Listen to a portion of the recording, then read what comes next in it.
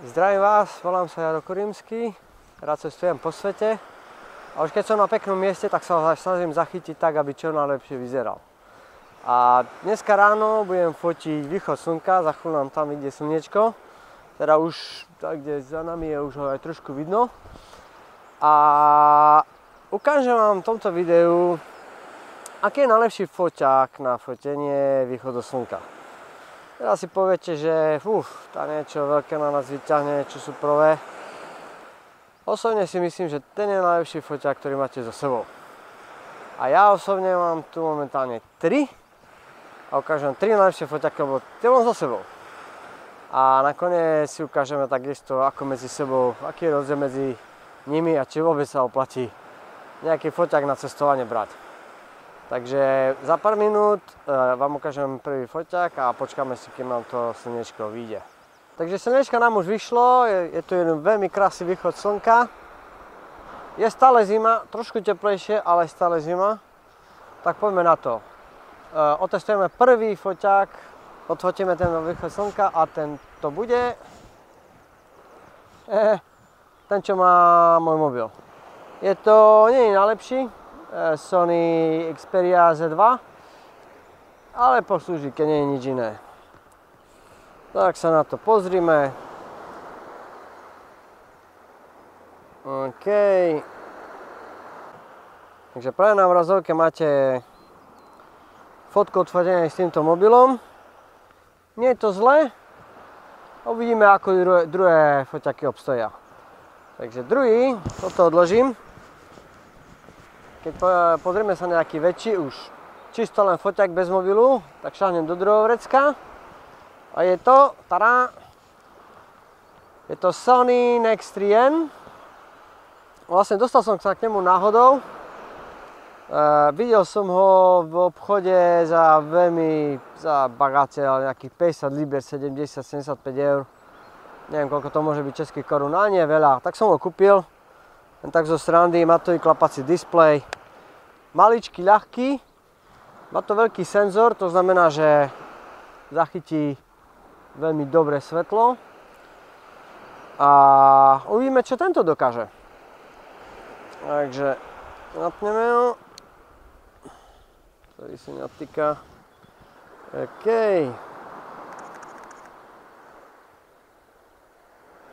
Tak. Momentálne na obrazovke vidíte fotku, ako by to vyzeralo, keď som urobil len jednu fotku. A teraz táto fotka je tzv. HDR. Niektoré fotoaparáty to majú automaticky, ja som použil manuál, dal som ich počítači dokopy a takto to vyzerá. Toto je to najlepšie, čo môžem z tohoto Sony vyžmykať. Už asi viacej sa to dalo by sa, keby som vymenil optiku, ale to už potom, už by to nebolo také maličké, také krásne, také prenosné, akože ja milujem tú veľkosť, proste je to super, fakt. Dobre, poďme na tretí foťák. A tretí foťák mám tuto. Je to Nikon D7200, mám asi tak 6 mesiacov. Fotil som predtým s Canonom 550D. Super foťák. A stále mi je trošku tak smutno, ale už bol čas vymeniť foťák a to bolo na trhu to najlepšie, vtedy keď som to kupoval. Teda, čo sa týka veľkosti senzoru APS-C, ak vám to niečo hovorí. Nikon medzi tým vydal nový model D500. Strašne drahý, to mi asi tak netreba. S týmto si vystačím, milujem ten foťák. Trošku ťažký na cestovanie, ale keď chcete mať pekné fotky, asi musíte niečo si odniesť. Takže, mám už to tu nastavené, sa vám tu cez to pozriem. OK. Rýchle tak zhľadnem na displeji. Áno, mám všetko, čo som potreboval. No teraz na obrazovke vidíte, Teraz na obrazovke vidíte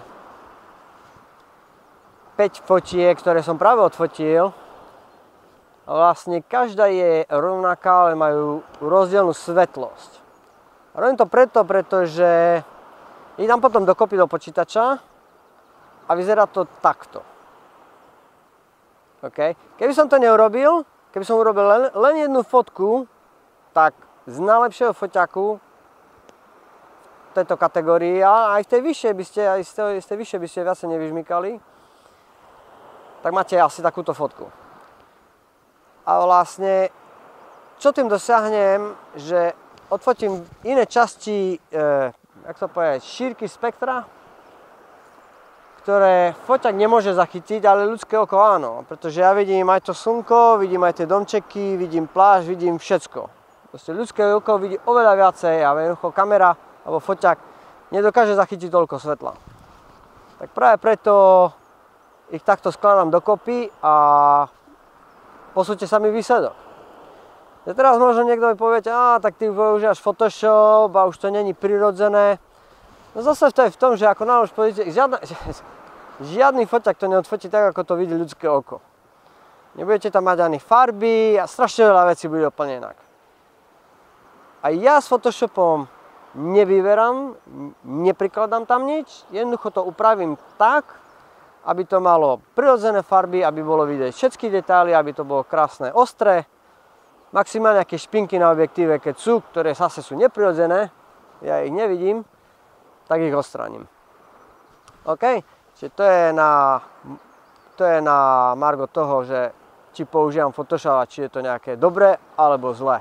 Ja si myslím, že má to svoje opodstatnenie. Takže keď sa vám páčilo toto video, určite kliknite na palec hore, keď sa vám nepáčilo, palec dole. Hej? A keď sa vám ani nepáčilo, tak sa môžete prihlásiť na kanál. Je to anglický kanál. Takisto mám blog, kde vám ponúkam na stiahnutie zadarmo fotky zo Sony foťaku a z Nikonu.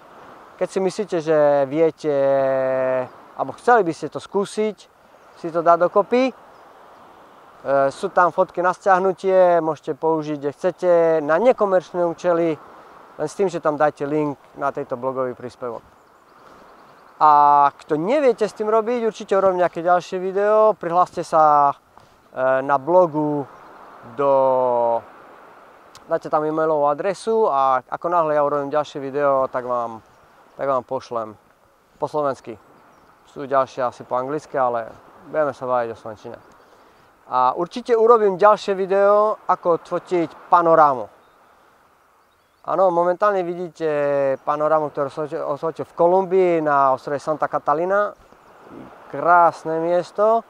Tak, ak by ste naozaj išli na nejaké podobné krásne miesto a chceli by ste vedieť, ako odfotiť takúto panorámu, určite choďte na môj blog a prihláste sa dajte mi tam svoju e-mailovú adresu. Keď to spravím, budete o tom vedieť.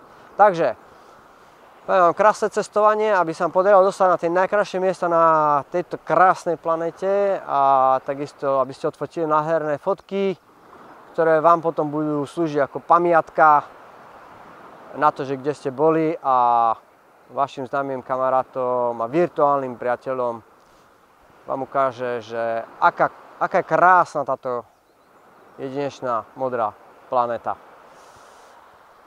Pekný deň.